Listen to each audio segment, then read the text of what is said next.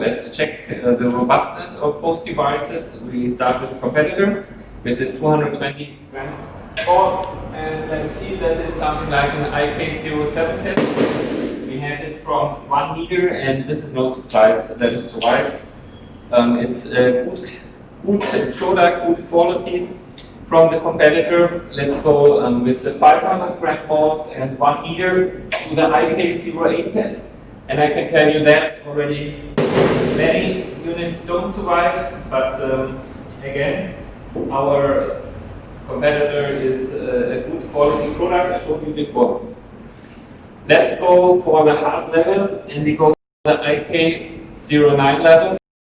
So it's a 1 kilogram from 1 meter, and let's see what happens here. I go a little bit back, and yes, this is no surprise.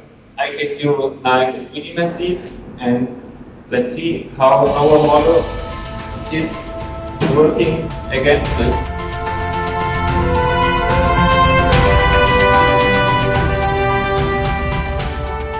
Let's see how faytech survives the robustness test. We start also with IK07.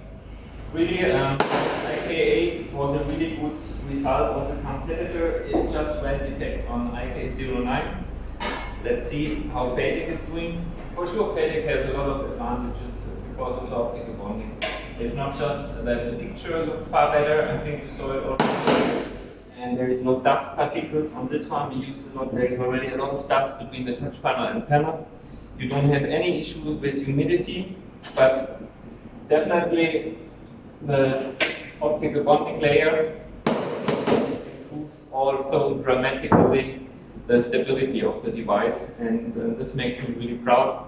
We survive IK09, we throw a 1 kilogram ball from 1 meter and it survives. This is faytech's quality, and I hope you enjoyed the video. Thank you very much.